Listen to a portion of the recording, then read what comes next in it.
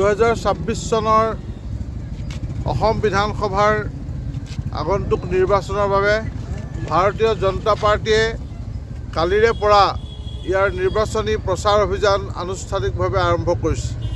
অসমৰ মাননীয় মুখ্যমন্ত্ৰী ডক্টৰ হিমন্ত বিশ্ব শৰ্মা ডাঙৰীয়াই কালি গুৱাহাটী মহানগৰৰ খানাপাৰাত আনুষ্ঠানিকভাৱে দেৱাল লিখনৰ দ্বাৰা 2026 চনৰ নিৰ্বাচনৰ প্ৰচাৰ অভিযান আৰম্ভ কৰাৰ লগে লগে অসমৰ প্ৰত্যেকটো বিধানসভা সমষ্টিত কালিৰে পৰা আমাৰ কৰ্মীসকলে ভাৰতীয় জনতা পাৰ্টিৰ কাৰ্যকৰ্তাসকলে নিৰ্বাচনী প্ৰচাৰ অভিযান ব্যাপক কৰি তুলিছে। আজি আমি টিয়ক বিধানসভা সমষ্টিৰ অন্তৰ্গত টিয়ক নগৰত এনেদৰে দেৱাল লিখন দলীয় কাৰ্যকৰ্তাসকলৰ সহযোগত আজি আৰম্ভ কৰিছোঁ টিয়ক নগৰত।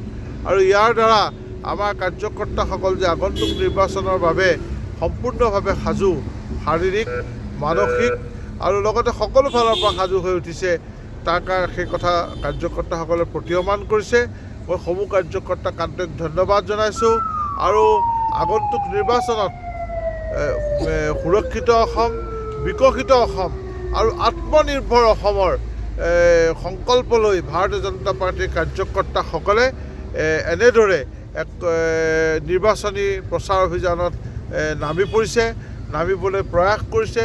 আৰু অসমৰ সুৰক্ষা বিজেপিৰ প্ৰতিজ্ঞা, এই শ্লোগানে আৰু এখন বিকশিত, সুৰক্ষিত আৰু আত্মনিৰ্ভৰশীল অসমৰ পণেৰে আমি ভাৰতীয় জনতা পাৰ্টিয়ে আগন্তুক সময়ছোৱাত অসমক আগবঢ়াই নিয়াৰ বাবে বদ্ধপৰিকৰ।